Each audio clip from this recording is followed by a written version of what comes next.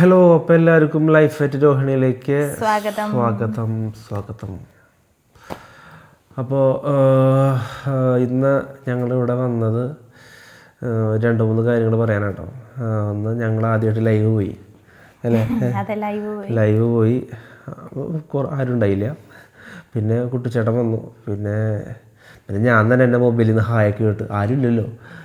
നമ്മള് ശരിക്കും എന്താ ഈ ലൈവ് എന്താണ് എങ്ങനെയാണെന്ന് നോക്കാൻ വേണ്ടി നോക്കിയതാട്ടോ. അപ്പോൾ 168 സബ്സ്ക്രൈബേഴ്സ് ആയിട്ടുണ്ടല്ലോ. അപ്പോൾ ആരെങ്കിലൊക്കെ വരുമെന്ന് അറിയാൻ വേണ്ടി ജസ്റ്റ് നമ്മൾ ലൈവ് പോയി നോക്കിയതാ അല്ലേ? പക്ഷേ ഒരുപാട് സമയമൊന്നുമില്ല, 5-10 മിനിറ്റ് 10 മിനിറ്റിൻ്റെ അടുത്ത് പോയുള്ളൂ.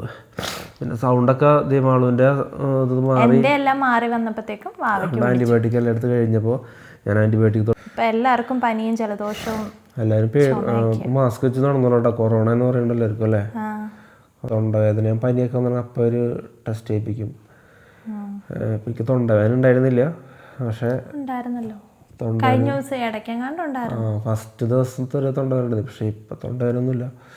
പക്ഷേ ശരീരം മൊത്തം കുടഞ്ഞ പോലെ കുടച്ചിലായിരുന്നു. അങ്ങനെ ഉള്ളിൽ പനി ഉണ്ടായിട്ടേ. വൈകിട്ട് പോയപ്പോൾ നവ്യ ബേക്കറി പോയി ഒരു ചായ കുടിച്ചു. സൂപ്പർ ചായ കുടിച്ചപ്പോൾ സെറ്റായിരുന്നു. പിന്നെ ഡോക്ടറെ അടുത്ത് പോയി ഡോക്ടറെ കണ്ടു. ഞാൻ ഡോക്ടറെ അടുത്ത് ആവശ്യമില്ലാത്ത സംശയങ്ങളൊക്കെ ചോദിച്ചു. എനിക്ക് ഈ ഭാഗത്തൊക്കെ വേദന ഉണ്ടായി. സാറേ ഹെർണിയാണെന്നൊക്കെ ചോദിച്ചു.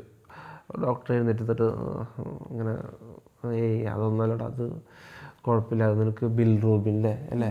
ബിൽറൂബിൻ മഞ്ഞപ്പിത്തം. എനിക്ക് പണ്ട് മഞ്ഞപ്പിത്തം വന്നിട്ടുണ്ട് കേട്ടോ. അപ്പം ഞാൻ ജസ്റ്റ് ഒന്ന് വീണ്ടും അതിൻ്റെ ടെസ്റ്റ് ചെയ്തായിരുന്നു. അപ്പോൾ അതിലൊന്നും കുഴപ്പമൊന്നുമില്ല.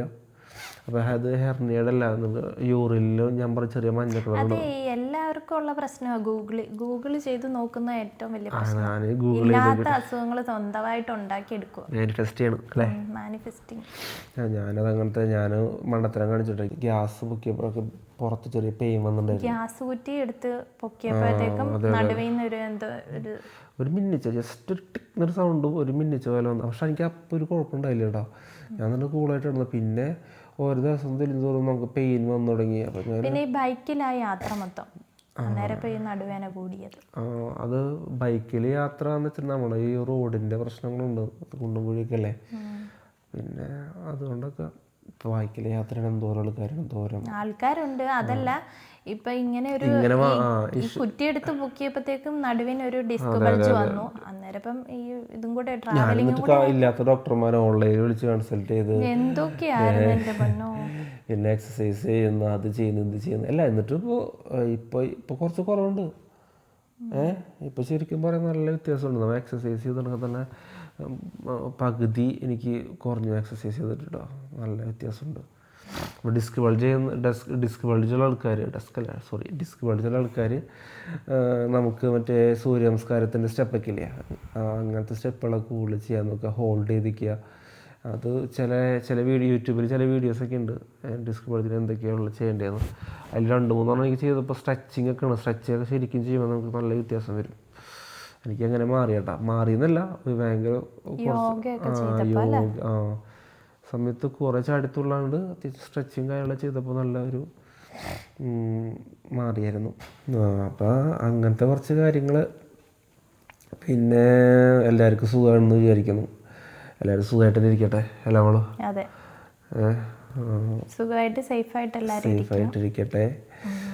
പിന്നെ ഞങ്ങൾ ഇന്നലെയല്ലേ നമ്മൾ പോയത് ഹാർബറിൽ. ഞങ്ങൾ ഇന്നലെ ഹാർബറിൽ ഹാർബറിൽ പോയി 1 കിലോ മീൻ വാങ്ങാൻ പോയതാണ്. അതെ, മേടിച്ചോണ്ട് വന്നത് ഒരു കൊട്ട മീൻ കിട്ടി. അത് ബോട്ടുകാർ വന്നപ്പോൾ ജസ്റ്റ് ഞാൻ ചോദിക്കാൻ പോയതാ.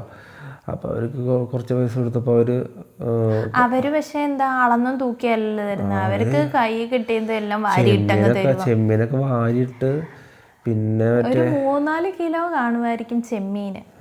പിന്നെ അല്ലാതെ പലതരം മീന്, മാന്തള്, മാന്തള്, പിന്നെ പറയുന്നു കുട്ടങ്കോര, പല്ലിക്കോര, അങ്ങനത്തെ കുറെ സാധനങ്ങൾ, സ്രാവ്, തെരണ്ടി, അങ്ങനെ കുറെ മീനുണ്ടായിരുന്നു. എന്തായാലും കൊള്ളായിരുന്നു കേട്ടോ. കൊറേയൊക്കെ നല്ല ടെൻഷൻ അടിച്ചു. ഈ മീനെല്ലാം കൂടെ കൊണ്ട് ഞങ്ങൾ വണ്ടിയൊക്കെ നാശമായി പോയി. ഈ ജാതി സ്മെല്ലേ വണ്ടി. ഞാനിപ്പോൾ ഇന്ന് വണ്ടി എടുത്തപ്പോൾ അതിൽ കുറേ പെർഫ്യൂമൊക്കെ അടിച്ച് സ്പ്രേ ഒക്കെ അടിച്ച്, എന്നാലും സ്മെല്ലും ഉണ്ടായില്ല പിന്നെ കുറച്ച് നേരം തുറന്നിട്ടൊക്കെ വേണം അല്ലേ. അപ്പോൾ നിങ്ങൾ ഇങ്ങനെ മീൻ മേടിക്കാൻ ആഗ്രഹമുണ്ടെങ്കിൽ ഹാർബറിൽ പോയാൽ മതിട്ടോ. നല്ല ഇപ്പം നിങ്ങൾക്ക് അതെ ഒരു കൂട്ടുകുടുംബമൊക്കെ ആണെങ്കിലേ നിങ്ങൾക്ക് പോയിട്ട് അവിടെ പോയിട്ടുണ്ടെങ്കിൽ നല്ല ഫ്രഷ് മീൻ കിട്ടും. ഐസിടാത്ത ഫ്രഷ് മീൻ ആൾക്കാർ പിടിച്ചിട്ട് വരുന്നത്. മൺഡേ ടു സാറ്റർഡേ എന്ന് വെച്ചിട്ടുണ്ടെങ്കിൽ എല്ലാ ദിവസവും കാലത്ത് വെളുപ്പിന് 5 മണിക്ക് ഞങ്ങൾ ചോദിച്ചു മീൻ പിടിക്കാൻ പോകുന്ന ആൾക്കാർ പോയിട്ട് ആ സമയത്ത് വരും. പിന്നെ അവിടെ ലേലം വിളിയും പരിപാടിയൊക്കെ കാണാം. അപ്പോൾ നമുക്ക് താല്പര്യം ഉണ്ടെങ്കിൽ നമുക്ക് അതേപോലെ ചെയ്യാം. ചെറിയ പേയ്മെൻറ്റ് കൊടുത്തിട്ടുണ്ടെങ്കിൽ നല്ല മീനും കയറിലൊക്കെ മേടിച്ചിട്ട് വരാം. അല്ല മോളൂ? ഞങ്ങൾ 2 പേരുള്ളൂ. സിയെ ഇല്ല, ഞങ്ങൾ 2 പേരുള്ളൂ. ഞങ്ങൾക്ക് എന്താണെന്ന് വെച്ചാൽ കഴിക്കാനും പിടിക്കാനൊക്കെ പറ്റും. കുറച്ച് കൊടുത്തു. പിന്നെ ഞാനും ആളും കൂടി ഇന്നലെ കുറച്ച് നന്നാക്കി കറി വെച്ചു, വറുത്തു. അത് ഞങ്ങൾ നന്നാക്കണൊക്കെ ഞങ്ങൾ വീഡിയോയിൽ അറ്റാച്ച് ചെയ്യുന്നുണ്ട് കേട്ടോ. അറ്റാച്ച് ചെയ്യാം. ഞങ്ങൾ ഫസ്റ്റിലെ മീൻ തരം തിരിക്കുക കേട്ടോ. പല്ലിക്കോരയുണ്ട്, മാന്തളുണ്ട്, ചെമ്മീൻ വേറെ വെച്ചിട്ടുണ്ട്. പിന്നെ പതുക്കെ ഞങ്ങളത് വൃത്തിയാക്കാൻ തുടങ്ങി. ആദ്യം മാള് മാന്തളാണ് വൃത്തിയാക്കിയിരുന്നത്. പിന്നെ മാളിന് ഒട്ടും നഖമില്ല എന്ന് പറഞ്ഞിട്ട് പിന്നെ മാന്തൾ മൊത്തം ഞാനാണ് ക്ലീൻ ചെയ്തത് കേട്ടോ. ബാക്കിയുള്ള മീനെല്ലാം മാള് ക്ലീൻ ചെയ്ത് തുടങ്ങി. അപ്പം പിന്നെ ഞങ്ങൾ ഡിസ്കസ് ചെയ്തോണ്ടിരിക്കട്ടെ ഈ മീനൊക്കെ എവിടെ കയറ്റി വെക്കും. കാരണം നമുക്കൊരു ചെറിയ ഫ്രിഡ്ജുണ്ട്, ഇതിലെല്ലാ മീനും വയ്ക്കാൻ സ്ഥലവും ഇല്ല കേട്ടോ. പിന്നെ അങ്ങനെ നമ്മൾ ടെൻഷൻ അടിച്ചിരിക്കുമ്പോൾ പിന്നെ എൻ്റെ ഫ്രണ്ട് വിളിച്ചായിരുന്നു. പിന്നെ ആ ഫ്രണ്ടിന് നമുക്ക് മീൻ കൊടുക്കാമെന്ന് ഞാൻ പറഞ്ഞിട്ടുണ്ടായിരുന്നു. പിന്നെ പുള്ളിക്കാരൻ ആ മീൻ കൊടുത്തു. അതാണ് മാള് ചിരിച്ചത് കേട്ടോ.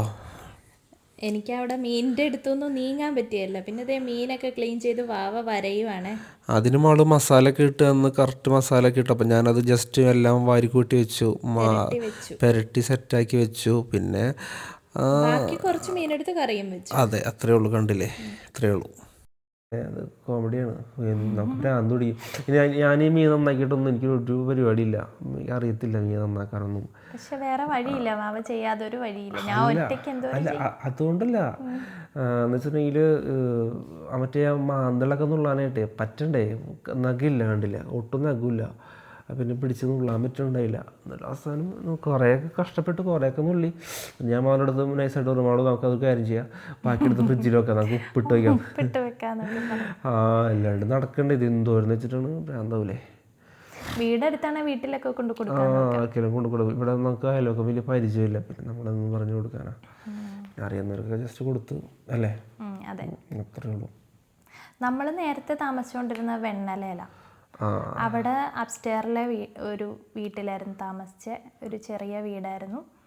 എന്നാലും ഞങ്ങൾക്ക് 2 പേർക്കും അത് അത്യാവശ്യം നല്ല ഉള്ള ഒരു സ്ഥലമായിരുന്നു. പിന്നെ എന്തുവാ, നല്ല സേഫ് ആയിരുന്നു. ഓർഡറൊക്കെ അടിപൊളിയാണ് അല്ലേ. പിന്നെ അതൊക്കെയാണ്. പിന്നെ അവിടെ നിന്ന് ഇങ്ങോട്ട് വന്നത് 2 വർഷം ഞങ്ങൾ അവിടെയായിരുന്നു കേട്ടോ, ലീസിന് താമസിക്കുമായിരുന്നു. അത് കഴിഞ്ഞിട്ട് ഇങ്ങോട്ട് ലീസിന് വന്നത്. ലീസിനൊക്കെ ഈ വീടും മൊത്തം ഞങ്ങളുടെ എല്ലാ ഡ്രസ്സാണ് സ്വന്തമല്ലേ. ഇരിക്കുന്ന ഇരിപ്പിടം വരെ ഒന്നും ഞങ്ങളുടെ ഇല്ല, എല്ലാം പണയത്തിനില്ലേ, വാടക കൊടുത്ത് ചെയ്യില്ല. അതേപോലെ നമ്മൾ വന്നിരിക്കുന്നതാണ്. പക്ഷെ നമ്മൾ ഇതേപോലത്തെ ഒരു വീട് മേടിക്കുമല്ലോ നമുക്ക് നമ്മുടേതായ പ്ലാൻ ഉണ്ട് ചെറുതായിട്ട് അല്ലേ. കുറച്ച് സ്ഥലമൊക്കെ മേടിച്ച് അവിടെ ആദ്യം തന്നെ പോയിട്ട് കുറച്ച് ചെടിയും അതേപോലെ തന്നെ വൃക്ഷങ്ങളൊക്കെ നട്ട് പിടിപ്പിച്ച് ഒരു മതിലൊക്കെ കെട്ടി ഒരു കിണറൊക്കെ കുത്തി. കോട്ടയത്ത് എൻ്റെ വീട്ടിൻ്റെ അവിടെയാണ് ഇപ്പം ഈ വരൾച്ചയാ. അപ്പോൾ അവിടെ വെള്ളമില്ല. എന്നിട്ടിപ്പോൾ അവിടെ ഒരിടത്തുനിന്ന് വെള്ളം അടിച്ച ഈ ഏരിയയിൽ നല്ല ഇപ്പോൾ ഈ ഏരിയ എന്ന് വെച്ചിട്ടുണ്ടെങ്കിലല്ല, ഈ കിഴക്കമ്പലം പൂക്കാട്ടുപടി റോഡ് അത് ഡെവലപ്പ് ചെയ്തുകൊണ്ടിരിക്കുന്ന സ്ഥലമാണ്. അതായത് ഇപ്പോൾ 2 ലക്ഷം രൂപയ്ക്കൊക്കെയാണ് നമുക്കൊരു സെൻറ്റ് സ്ഥലം കിട്ടും. കാക്കനാടൊക്കെ പോയിട്ടുണ്ടെങ്കിൽ 8-9-10 ലക്ഷം രൂപയ്ക്കാണ്. ഇവിടെ നമുക്ക് 2 ലക്ഷം രൂപയ്ക്കൊക്കെ നമുക്ക് സ്ഥലം മേടിച്ചിടാമല്ലോ. നമ്മൾ ഒരു സെൻറ്റിന് 2 ലക്ഷം. ഞാനിപ്പോൾ അവിടെ ഒരു ബോർഡുണ്ട് 3 സെൻറ്റിന് 6 ലക്ഷം രൂപ അല്ലേ. 3 സെൻറ്റിന് 6 ലക്ഷം രൂപയ്ക്ക്. കാരണം ഇവിടെ വെള്ളം കിട്ടും. മെയിൻ നല്ല ക്ലിയർ വെള്ളം നമുക്ക് കിട്ടും. ഈ ഏരിയ അത്യാവശ്യം കുഴപ്പമില്ല, സൈലൻ്റ് ഏരിയയാണ് അല്ലേ. സൈലൻ്റ് ഏരിയയാണ്, വലിയ പ്രശ്നങ്ങളോ പരിപാടികളോ ഒന്നും. തൊട്ടപ്പുറത്ത് തന്നെ ഒരു പൈനാപ്പിൾ തോട്ടമുണ്ട്. പനി പിടിച്ച് കിടന്നതുകൊണ്ട് വലിയ സൗണ്ടൊക്കെ പോയി. പിന്നെ ഇപ്പോൾ എല്ലാവരും സേഫായിട്ട് ഇരിക്കട്ടെ. കൊറോണ ഒക്കെ ആണെന്ന് പറയുന്നുണ്ടല്ലേ. കൊറോണയാന്ന് അമ്മയൊക്കെ വിളിച്ചപ്പോൾ പറഞ്ഞു. മിക്ക എല്ലായിടത്തും കൊറോണ വീണ്ടും സ്പ്രെഡ് ആയിട്ട്. അപ്പോൾ എല്ലാവരും മാസ്ക് ഒക്കെ വെക്കുക, എല്ലാവരും സേഫായിട്ടിരിക്കുക. മാക്സിമം നമ്മൾ സമ്പർക്കം ചെയ്യുമ്പോൾ തന്നെ നമുക്ക് മാസ്ക് യൂസ് ചെയ്യാം കേട്ടോ, അല്ലേ? അപ്പോൾ ഞാനാണെങ്കിൽ കമ്പനി പോകുമ്പോൾ മാസ്ക് യൂസ് ചെയ്യണം. സിയാരടുത്തും പറയണം നമുക്ക് സ്കൂളിൽ പോകുമ്പോൾ സ്കൂളിൽ പറ്റത്തില്ലായിരിക്കും.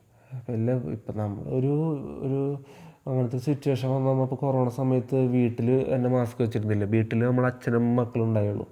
അപ്പോൾ നമ്മൾ മാസ്ക് വെക്കണം എന്നുള്ളൊരു സംഭവം വന്നില്ല. നമ്മൾ എന്നിട്ട് മാസ്ക് വെച്ചില്ലേ. അങ്ങനത്തെ ഒരു സിറ്റുവേഷൻ വന്നാൽ എല്ലാം ചെയ്യേണ്ടി വരും. നമുക്ക് ഒന്നും പറയാൻ പറ്റില്ല, അല്ലേ? ഒന്നും വരാണ്ടിരിക്കരുത്. ആലോചിക്കാൻ വയ്യല്ലേ കുറച്ച് കാലഘട്ടങ്ങളിൽ. അപ്പോൾ അങ്ങനെ അപ്പോൾ ഈ പനി മാളുവിൻ്റെ മാറിയപ്പോൾ തന്നെ എനിക്ക് വന്നാരണേ. ഇപ്പോൾ മനസ്സിലായി മാളു എന്തോരം കഷ്ടപ്പെട്ടിരുന്നു. പിന്നെ സിയയ്ക്ക് ഇനി 2 മാസം കൂടെ ഉള്ളൂ. സിയയുടെ അപ്ലിക്കേഷൻ ഫോം കൊടുക്കാനൊക്കെ ആയിട്ട് ഞാൻ വിളിച്ചിട്ടുണ്ടായിരുന്നു. അപ്പോൾ 2-3 ദിവസത്തിനുള്ളിൽ നമ്മൾ സിയയുടെ ഇവിടെ ചേർത്താനുള്ള കാര്യങ്ങളൊക്കെ നോക്കും. അതിന് സിയയ്ക്ക് ഒരു എക്സാം ഉണ്ടെന്ന് പറയുന്നുണ്ട്. അതിൻ്റെ ഭാഗമായിട്ട് അപ്പോൾ അതുണ്ട്, അതിൽ പാസ്സാവണം. അങ്ങനെ കുറേ പ്രൊസീജിയറൊക്കെ ഉണ്ട്. അത് കഴിഞ്ഞാൽ സിയാനെ പതുക്കരങ്ങൾ കൊണ്ടുവരും. സിയ എന്നാൽ കുറച്ചും കൂടെ വീഡിയോസ് ഓണായിരിക്കും കേട്ടോ. ഇഷ്ടം മാളും സിയ ഉള്ളപ്പോൾ കുറേ ഷോർട്സൊക്കെ എടുത്തോളും, അല്ലേ? ഞാനുണ്ടാവും, ഞാൻ ജോലിക്ക് പോയിട്ട് വരുമ്പോൾ, അല്ലേ? അപ്പോൾ കഴിഞ്ഞ വീഡിയോസിലേ അപ്പോൾ നമുക്കിങ്ങനെ പറഞ്ഞു കേട്ടോ, സൗണ്ട് കുറവായിരുന്നു പറഞ്ഞു ചില പോർഷനിലേ. അപ്പോൾ അത് വേറെ ആൾക്കാരൊന്നും അല്ല പറഞ്ഞത്. നമുക്കിങ്ങനെ കുറേ കമൻറ്റ് വന്നിട്ട് കമൻറ്റ് റീപ്ലൈ കൊടുത്തൊന്നുമല്ല കേട്ടോ. അങ്ങനെയൊന്നും വിചാരിക്കുകയും ചെയ്യരുത്. നമ്മുടെ വീഡിയോ കണ്ട നമ്മുടെ ഫാമിലി ആൾക്കാരുണ്ട് പറഞ്ഞു, സൗണ്ട് ഇല്ലടാ, സൗണ്ടിന് വേണ്ടി നിങ്ങൾ മൈക്ക് മേടിക്കണമെന്ന് പറഞ്ഞു. അപ്പോൾ എൻ്റെ ഒരു ചേട്ടനുണ്ട്, രഞ്ജിത്ത് എന്ന് പറഞ്ഞ പുള്ളിക്കാരൻ അങ്ങനെ മെൻ്റലിസ്റ്റും കുറേ പരിപാടിയൊക്കെ ആയിട്ട് നടക്കുന്ന കേട്ടോ. അത്യാവശ്യം കുറേ യൂട്യൂബറും കുറേ പരിപാടിയുണ്ട് പുള്ളിക്ക്, നല്ല രസിക്കാനാണ്. അപ്പോൾ പുള്ളിക്കാരൻ എനിക്കൊരു മൈക്ക് സജസ്റ്റ് ചെയ്ത് തന്നു. അപ്പോൾ ഇത് മേടിക്കാൻ പറഞ്ഞു. അപ്പോൾ ഞാൻ ഒന്നും നോക്കിയില്ല, എനിക്കാളെ നല്ല വിശ്വാസമാണ്. അപ്പോൾ ഞാൻ മറ്റേ ഹോളി ലാൻഡിൻ്റെ ലാർക്ക് A1 എന്ന് പറഞ്ഞ മോഡലാണ് ഞാനിത് മേടിച്ചത്. ഇതിൻ്റെ ഓപ്പൺ ചെയ്യുന്ന വീഡിയോ നമ്മൾ ഷോർട്സിൽ ഇടുന്നുണ്ട്. പിന്നെ ഇത് USB-C ആണ് വരുന്നത്, ചാർജിങ് പോർട്ടൊക്കെ കേട്ടോ. അവിടെ തന്നെ കണക്ട് ചെയ്യുന്നത് USB-C ആണ് വരുന്നത്. ലൈറ്റിംഗ് അല്ല, അപ്പോൾ നമുക്ക് എല്ലാത്തിലും യൂസ് ചെയ്യാം. പണ്ടത്തെ ഐഫോണിൽ നമുക്ക് ലൈറ്റിംഗ് ചാർജർ ആയിരുന്നു, ചിലതിൽ കുത്താനൊന്നും പറ്റത്തില്ലായിരുന്നു. പക്ഷേ ഇപ്പോൾ എല്ലാം വരുന്നത് USB-C ആയിരുന്നു. നമുക്ക് കുറച്ചും കൂടെ അഫോർഡബിൾ ആണ് എല്ലാ കാര്യങ്ങളും കേട്ടോ. അപ്പോൾ ഇതിൻ്റെ വീഡിയോ ഇത് ഓപ്പൺ ചെയ്യുന്ന വീഡിയോസ് നമ്മളതിൽ ഷോർട്സ് ഇടും. അപ്പോൾ ഇനിയിപ്പോൾ ഞങ്ങൾ ഓൾറെഡി മൈക്ക് കണക്ട് ചെയ്തിട്ടുണ്ട്. ഈ ബ്ലാക്കും വൈറ്റും ആയതുകൊണ്ട് മനസ്സിലാവുന്നുണ്ടാവില്ല. ഇതേ ഇവിടെ മൈക്ക് ഉണ്ട് കേട്ടോ, അതുകൊണ്ട് ക്ലാരിറ്റി ഉണ്ടാവുമെന്ന് വിചാരിക്കുന്നു, അല്ലേ? ഇവിടെ മൈക്ക് കുത്തിയിട്ടുണ്ട്, അതുകൊണ്ട് ക്ലാരിറ്റി ഉണ്ടാവും. ഇനിയുള്ള വീഡിയോസിലെല്ലാത്തിലും അത്യാവശ്യം നല്ല ക്വാളിറ്റി ഉണ്ടാവും, അല്ലേ? സംസാരിക്കുന്നതൊക്കെ നല്ല ക്വാളിറ്റി ഉണ്ടാവും. സംസാരിക്കുന്നത് മാത്രം ക്വാളിറ്റി അല്ല, പിന്നെ നമ്മൾ കണ്ടൻറ്റ് കുറേ കൊണ്ടുവരാനും നമ്മൾ മാക്സിമം ശ്രമിക്കും, അല്ലേ? നമുക്ക് ഇതിനെക്കുറിച്ച് കൂടുതൽ അറിയത്തില്ല. പക്ഷെ ഞങ്ങൾ കുറേ യൂട്യൂബ് ഷോർട്സൊക്കെ ഞങ്ങളും മാക്സിമം ട്രൈ ചെയ്യും. പുതിയതായിട്ടുള്ള യൂട്യൂബേഴ്സ് ആയതുകൊണ്ട് ഒത്തിരി കുറവുകളുണ്ട്, നമുക്കറിയത്തില്ല. അതെ. അപ്പോൾ അതിനുവേണ്ടി മാക്സിമം ഞങ്ങൾ എഫേർട്ട് ഇടുന്നുണ്ട്. പുതിയ ആൾക്കാർ കാണുന്ന ആൾക്കാരാണെങ്കിൽ ഞങ്ങൾക്ക് സപ്പോർട്ട് ചെയ്യുക.